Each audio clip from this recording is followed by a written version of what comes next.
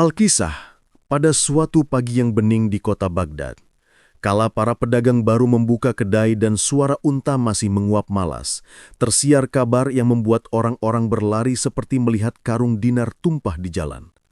Kabar itu turun dari bibir seorang pedagang kain yang suka membesar-besarkan cerita, lalu melompat ke telinga penjual rempah, dan akhirnya berputar-putar memenuhi seluruh pasar. Abu Nawas hendak kawin lagi. Orang yang mendengar langsung terbelalak. Sebagian setengah percaya, sebagian setengah berharap ada keributan seru. Para ibu penjual sayur langsung berhenti menimbang bawang dan sibuk menimbang kesetiaan Abu Nawas. Beberapa lelaki saling menyikut, tertawa kecil dengan wajah sok mengerti. Dan para pemuda, mereka memandang dengan campuran kagum dan iri, seolah-olah Abu Nawas baru saja menang perang melawan 1000 prajurit. Padahal, yang paling lucu adalah Abu Nawas sendiri belum tahu apa-apa. Kisah bermula dari seorang pemuda yang melewati rumah Abu Nawas pagi itu. Ia mendengar Abu Nawas bergumam lirih, "Wahai diriku, tampaknya engkau akan mempunyai urusan besar." Hanya itu. Namun karena pemuda itu ketakutan pada bayangannya sendiri dan pikirannya selalu melantur, ia menduga Abu Nawas berkata, "Engkau akan mempunyai istri besar, maksudku istri kedua." Dan begitulah gosip lahir, tumbuh, lalu beranak pinak lebih cepat daripada kelinci lapar. Sementara itu, di rumah yang tidak jauh dari pasar, istri Abu Nawas sedang menjemur pakaian sambil bersenandung kecil. Ia tidak menyangka bahwa sebentar lagi hatinya akan diuji. Tetangganya, Ummu Safiyah, datang dengan napas ngos-ngosan dan wajah seperti membawa wahyu. "Wahai istrinya Abu Nawas, bersiaplah," katanya pelan namun penuh drama. "Aku membawa kabar yang membuat hati harus kuat seperti pintu istana." Istri Abu Nawas memandangnya datar. "Jika engkau ingin membuatku tenang, maka sampaikanlah kabar itu tanpa terlalu banyak berputar-putar. Aku tidak sedang memasak sup." Dengan raut wajah seperti hendak jatuh pingsan, Ummu Safiyah mencondongkan tubuhnya dan berbisik, "Suamimu hendak kawin lagi." Sejenak waktu berhenti. Angin pun seperti menahan hembusannya. Seekor ayam yang hendak berkokok tiba-tiba salah nada. Istri Abu Nawas terdiam. Wajahnya tetap lembut, tak ada amarah meledak. Namun kedua alisnya naik perlahan, pertanda bahwa badai sedang berkumpul di balik senyum. "Baiklah, Ummu Safiyah, terima kasih atas kabarmu. Semoga Allah membuat harimu ringan." Tetangga itu pulang dengan lega, namun juga takut, karena ia melihat senyum sang istri, senyum yang tak berbahaya bagi dunia, tetapi sangat berbahaya bagi Abu Nawas. Dengan langkah perlahan namun pasti, istri Abu Nawas masuk ke rumah. Pintu ditutup pelan, namun gaungnya seperti petir yang menggetarkan jendela. Sementara itu, di sudut kota lain, Abu Nawas baru saja bangun tidur sambil meregangkan badan seperti singa kenyang.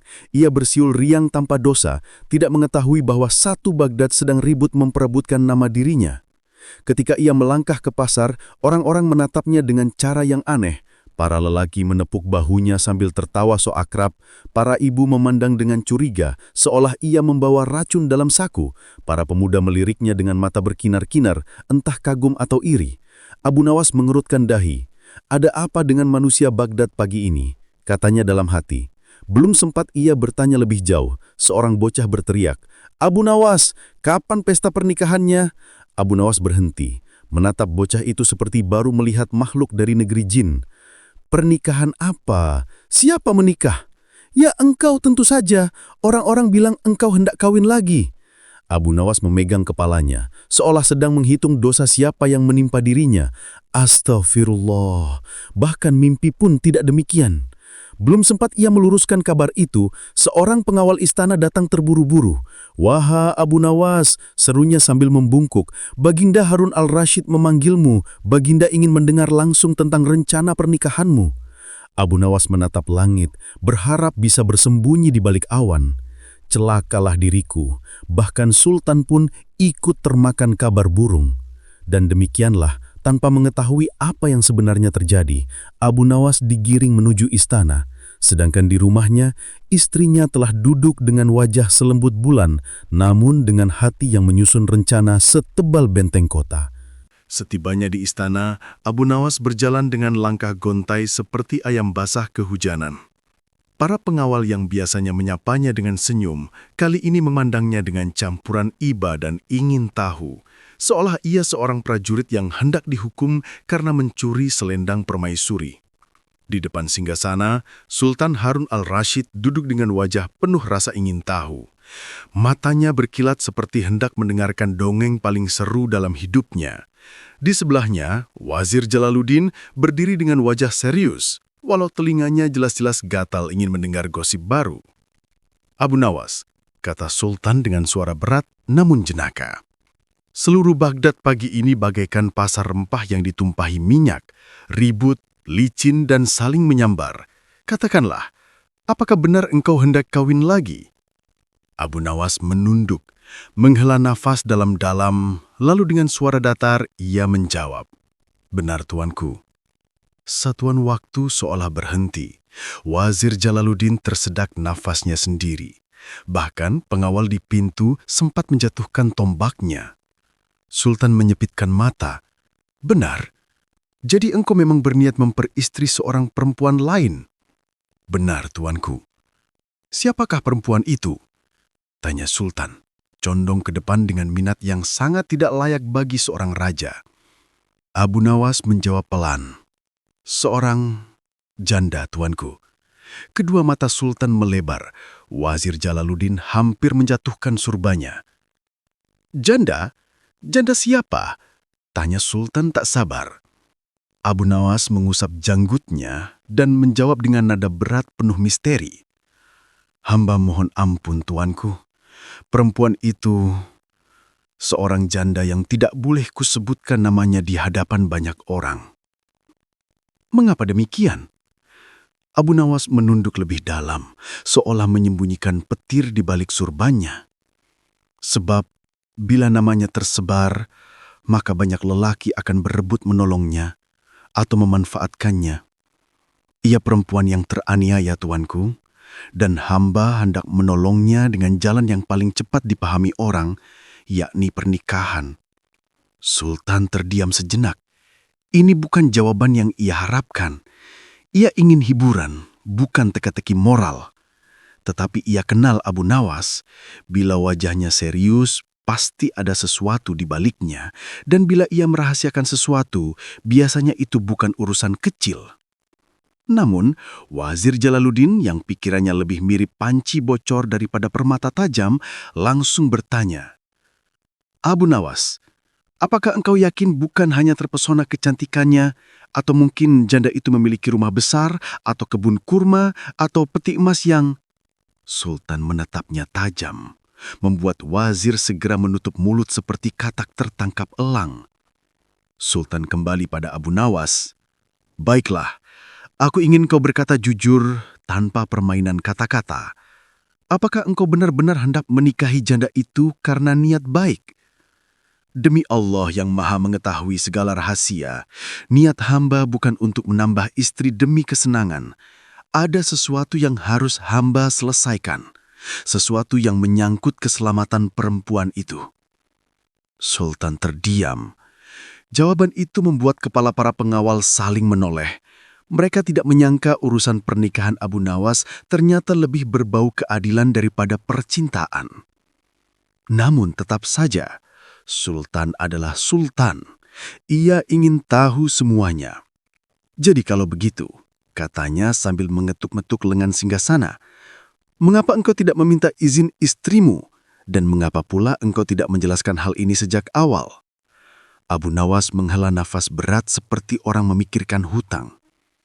"Hamba bermaksud menjelaskan, tuanku, namun baru semalam hamba berencana menyampaikan. Belum sempat hamba buka mulut, rupanya kabar itu sudah melompat pagar rumah, menyeberangi pasar dan memanjat tembok istana. Hamba sendiri baru tahu dari seorang bocah tadi pagi." Sultan menahan tawa. "Jadi engkau bukan penyebab kabar itu?" "Demi hidup hamba, bukan." Sultan akhirnya tertawa berhahak-hahak sampai janggutnya bergetar dan para pengawal saling menahan senyum. "Baghdad memang kota yang cepat membawa kabar. Engkau belum berniat resmi saja sudah seberupa mempelai. Namun, tawa Sultan belum juga reda ketika seorang pengawal masuk terburu-buru. "Tuanku, ada seorang perempuan mengetuk pintu istana, mengatakan hendak menemui Abu Nawas." Sultan menoleh, kaget. "Perempuan siapa?" Pengawal menjawab, "Katanya ia istri Abu Nawas." Seluruh ruangan membeku. Abu Nawas langsung pucat. Sultan tersenyum seperti singa melihat kambing kecil. Wazir Jalaluddin memejamkan mata untuk menahan tawa. "Bawa masuk," perintah Sultan. Dan Abu Nawas pun mulai berdoa dalam hati, sebab badai yang sesungguhnya baru saja tiba. Pintu balairung istana terbuka perlahan, dan masuklah istri Abu Nawas dengan langkah halus, namun penuh wibawa. Jubahnya sederhana, tetapi sorot matanya mampu membuat singa padang pasir menundukkan kepala. Para pengawal yang biasanya gagah tiba-tiba merapatkan kaki, seolah mereka tengah menghadapi panglima perang. Sultan Harun al-Rasyid tersenyum lebar, menahan geli. "Selamat datang, wahai istri Abu Nawas. Rupanya engkau datang mencari jawaban dari isu besar Baghdad." Istri Abu Nawas memberi salam, lalu menatap suaminya. Tatapan yang membuat Abu Nawas ingin berubah menjadi butiran debu dan tertiup angin keluar jendela. Namun ia tetap menegakkan badan, berusaha tampak berani meski jantungnya berdegup seperti genderang perang. "Wahai Baginda Sultan," kata sang istri dengan suara lembut yang justru terdengar lebih mengancam daripada teriakan prajurit. "Hamba ampunilah hamba berbicara di hadapanmu. Hamba hanya ingin memastikan satu hal. Apakah benar suami hamba hendak mengambil istri lagi?"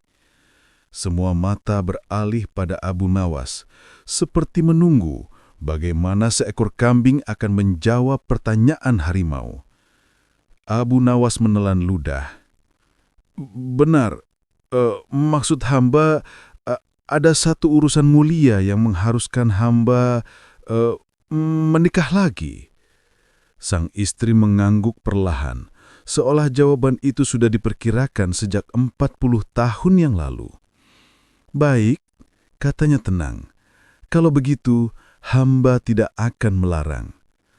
Kalimat itu membuat seluruh balairung terkejut lebih hebat daripada ledakan meriam. Bahkan Sultan pun sempat terbatuk karena terlalu kaget. Abu Nawas sendiri terbelalak. "Tidak melarang? Istriku sungguh berhati selembut sutra." Namun sang istri belum selesai. "Syaratnya sederhana, wahai suamiku," lanjutnya sambil tersenyum manis. Senyum yang membuat Abu Nawas merasa tulang punggungnya mendadak dingin. "Engkau boleh menikah lagi, asal engkau memenuhi 3 syarat yang hamba ajukan." Sultan bersandar ke belakang, siap menonton pertunjukan. Wazir Jalaluddin menutup mulutnya dengan tangan, takut tertawa pada waktu yang salah. Tiga syarat?" gumam Abu Nawas dengan suara tercekat. "Apakah syarat itu berat?" Sang istri menatapnya dengan lemah lembut. "Tidak berat, hanya mustahil." Suara itu begitu halus, namun setiap katanya jatuh seperti batu ke dalam kolam yang tenang. "Pertama," ucapnya sambil mengangkat satu jari, "engkau harus membawa air sungai Tigris ke rumah kita tanpa menggunakan wadah apapun. Tidak boleh tempayan, tidak boleh kendi, tidak boleh kain, dan bahkan tidak boleh menggunakan tangan." Seisi balairung terenganga. Sultan menahan tawa sampai pundaknya berguncang. "Kedua," lanjutnya sambil mengangkat jari kedua, "engkau harus membuat seekor unta tua yang sudah kehilangan giginya tertawa sampai jatuh telentang." Salah satu pengawal yang paling gagah batuk-batuk berusaha menahan tawa, tetapi justru membuat Sultan semakin terpingkal. Dan ketiga, ia mengangkat jari terakhir. Engkau harus mendatangkan seseorang yang dapat mengatakan dengan jujur di depan umum bahwa ia lebih pintar daripada engkau. Ruangan meledak menjadi bisik-bisik penuh tawa. Baghdad mengenal Abu Nawas. Orang-orang mengaku lebih kaya, lebih kuat, atau lebih tampan mungkin ada. Tetapi lebih pintar. Itu sama saja meminta seekor bebek mengaku bisa menjadi imam sholat. Abu Nawas mengangkat kepala, wajahnya pucat, namun tetap berusaha tegar. Wahai istriku, syarat-syarat ini sungguh sangat luar biasa. Terima kasih, jawabnya mantap.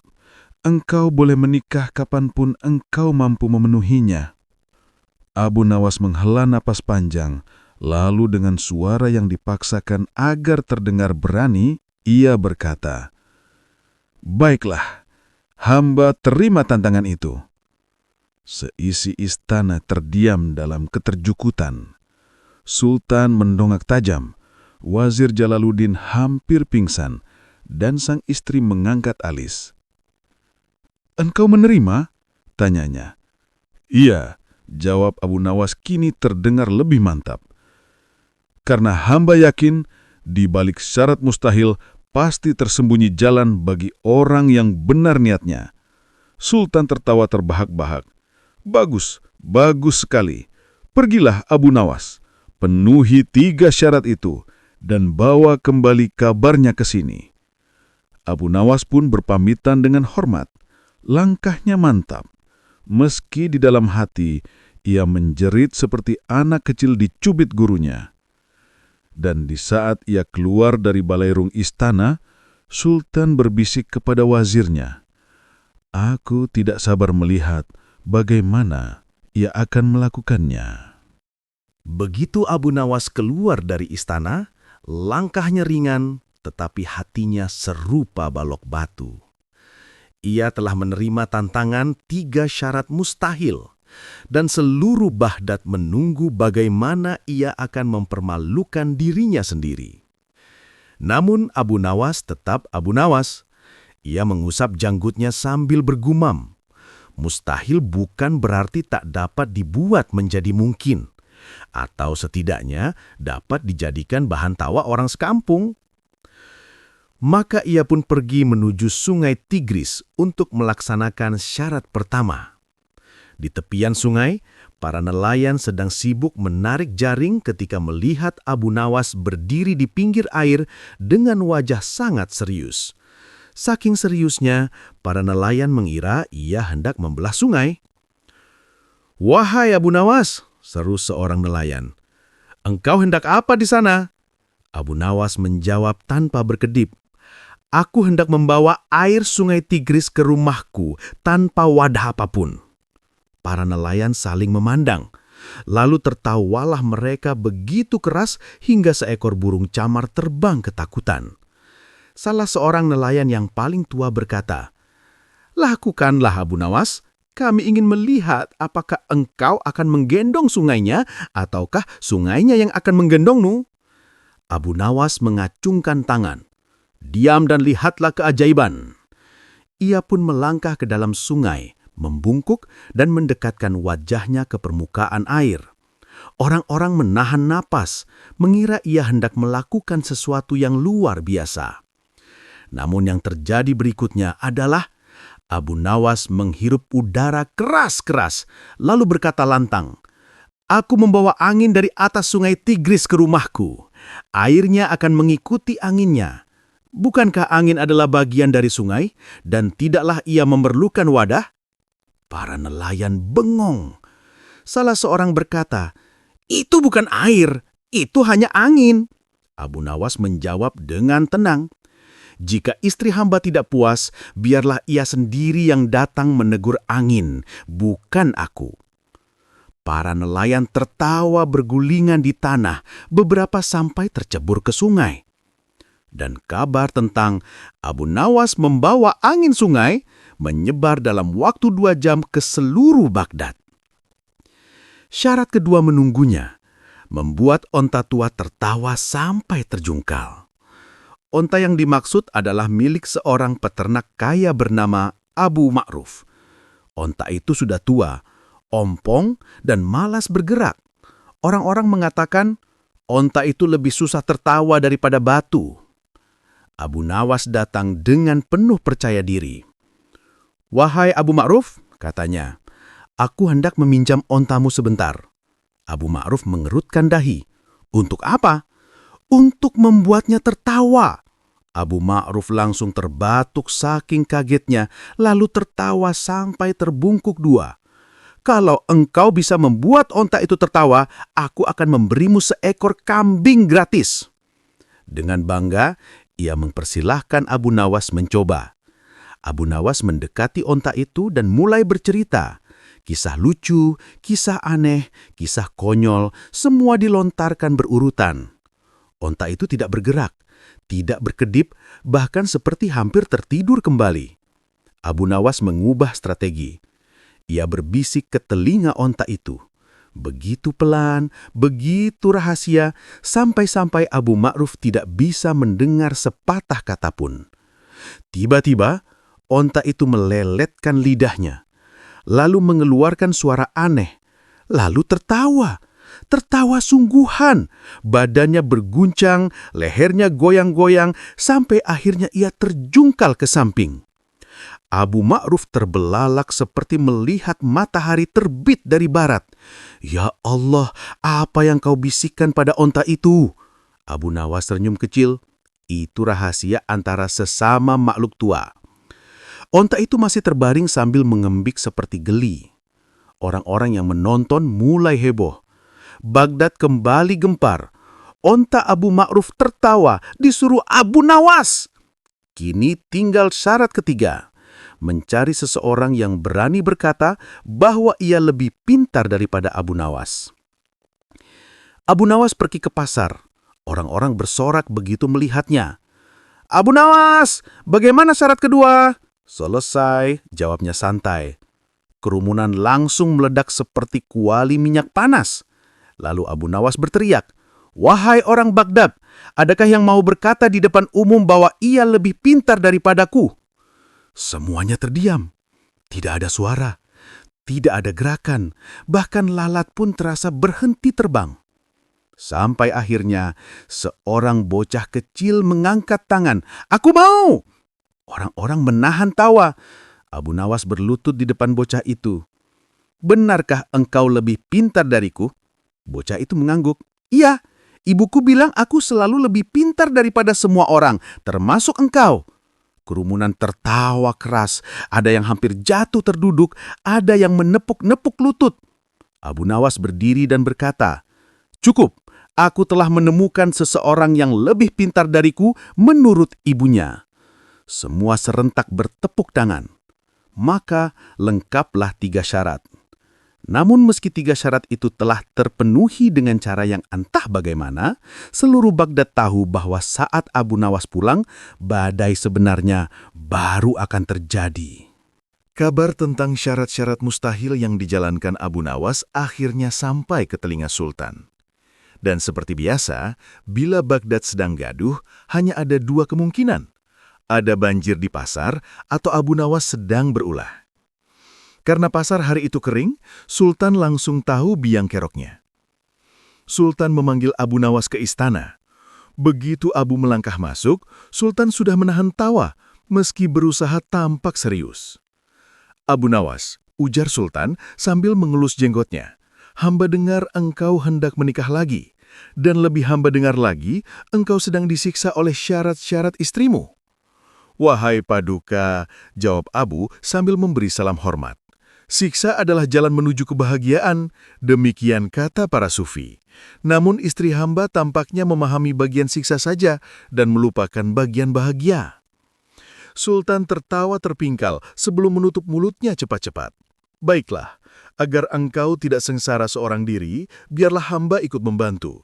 Ceritakan syarat ketiga yang paling sukar itu."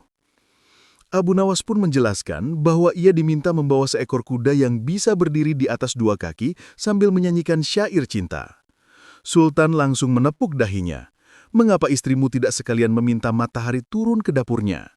Barangkali itu syarat keempat, Paduka? Karena merasa dirinya raja yang bijaksana, Sultan memutuskan untuk membantu dengan membawa serta Wazir Jalaluddin yang malang nasibnya karena bila Sultan punya rencana, biasanya ia yang jadi korban.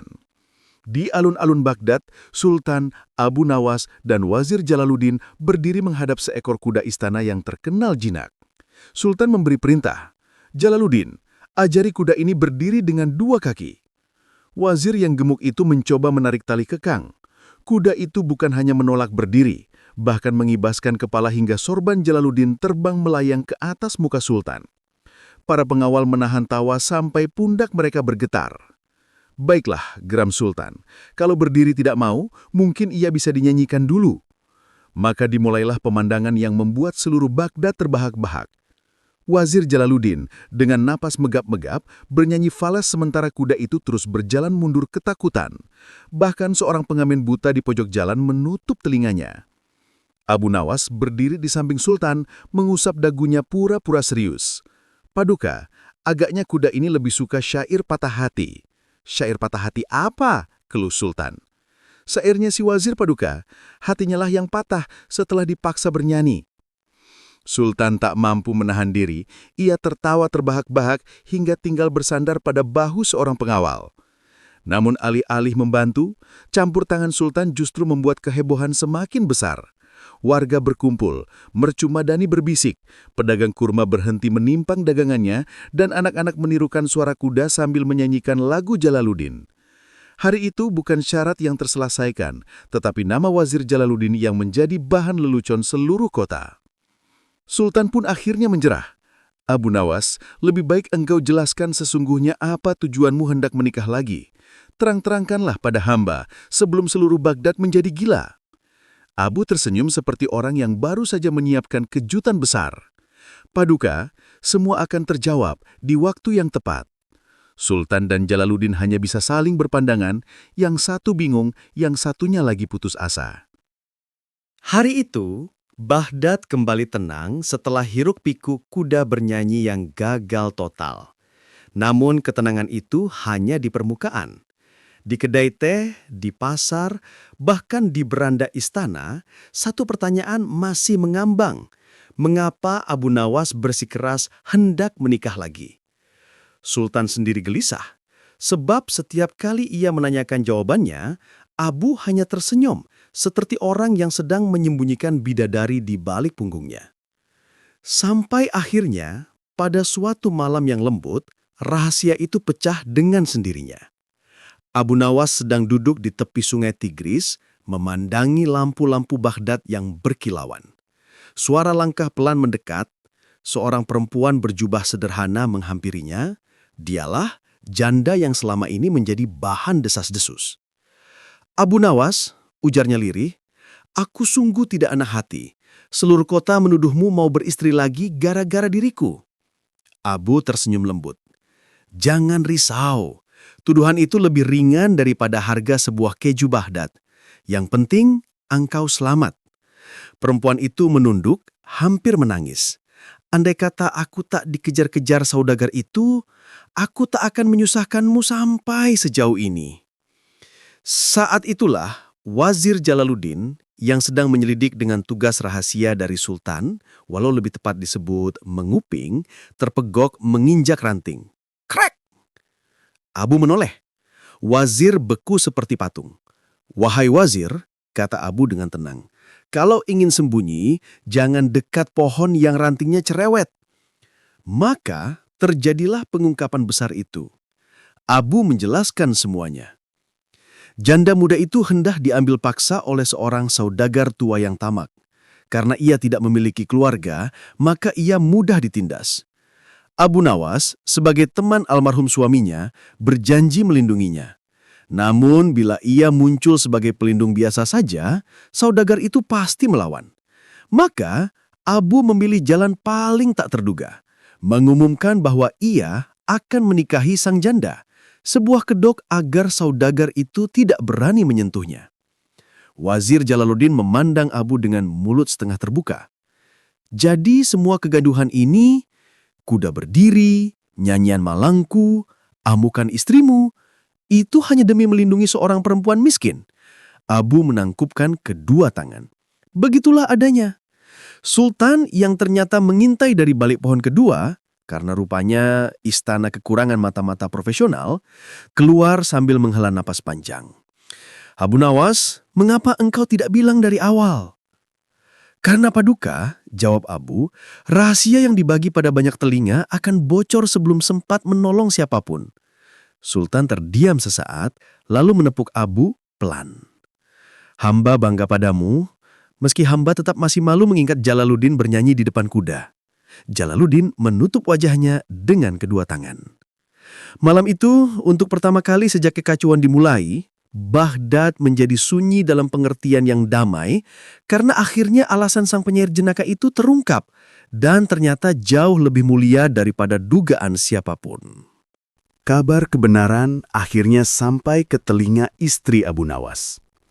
Warga Baghdad yang tadinya menunggu ledakan amarah, kini menanti dari balik jendela dan pintu, seperti penonton sandiwara yang hendak menyaksikan babak terakhir. Istri Abu Nawas pulang ke rumah lebih awal sore itu. Abu duduk di halaman, mencoba tampak serendah rerumputan.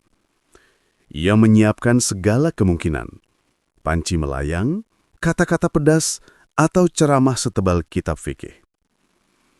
Namun istrinya justru tersenyum lembut, senyum yang lebih berbahaya daripada kemarahan. "Wahai Abu Nawas," katanya pelan, "tetap saja engkau membuatku repot, tetapi kali ini aku bangga kepadamu. Engkau melindungi perempuan yang tak punya siapa-siapa. Itu perbuatan mulia." Abu hampir tersungkur lega. "Syukurlah engkau memahami niatku." "Tentu," balas istrinya manis. "Dan sebagai balasan, aku sudah menyiapkan kejutan." Kata kejutan itu membuat Abu tegang seketika. Kejutan apa, wahai istriku?" Ia hanya tersenyum dan memanggil seseorang dari balik pintu. Muncullah seorang lelaki jangkung membawa gulungan kain panjang. "Ini," ujar istrinya sambil menunjuk gulungan itu, "adalah daftar lamaran calon istrimu yang kedua. Karena sejak awal engkau bersandiwara ingin menikah lagi, maka aku bantu sekalian.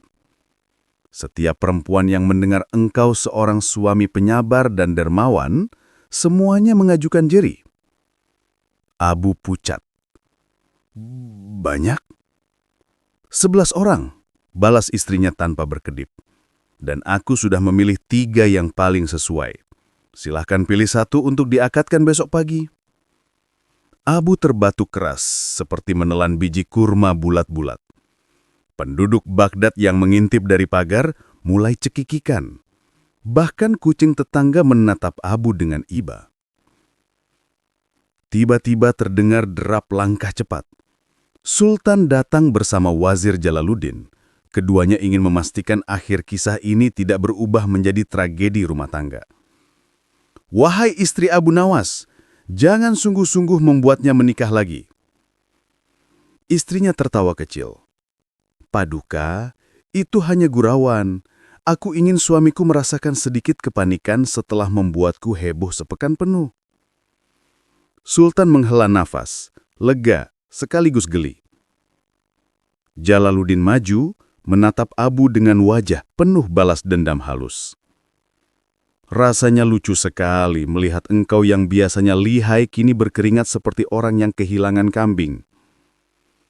Abu menarik nafas panjang. "Apapun kata kalian, aku baru saja kembali dari tepi jurang." Istrinya mendekat, menepuk bahunya dengan anggun. "Lain kali, bila ingin menolong seseorang, bilanglah kepadaku. Aku pun ingin ikut berbuat baik." Abu mengangguk malu-malu, mengangguk penuh hormat. "Baiklah, wahai pendamping jiwaku, aku akan mengingatnya." Sultan, yang sejak tadi menahan tawa, akhirnya tak kuat lagi. Ia tertawa keras sampai jubah emasnya bergoyang seperti tirai di sapun angin. Baghdad, saksikanlah. Pada akhirnya, tiada yang lebih cerdik dari Abu Nawas kecuali istrinya. Seluruh warga Baghdad pecah dalam gelak tawa. Bahkan para pedagang yang bertengkar soal harga kurma tadi pagi kini berpelukan sambil menertawakan nasib Abu. Malam itu Baghdad kembali damai, diterangi lampu minyak dan suara tawa yang menggema di setiap sudut rumah. Abu Nawas duduk di beranda, menatap istrinya dengan rasa syukur yang tulus. Dan kisah ini pun berakhir sebagaimana kisah Abu Nawas seharusnya berakhir, dengan tawa, hikmah, dan sedikit rasa deg-degan yang membuatnya lebih berhati-hati di masa depan.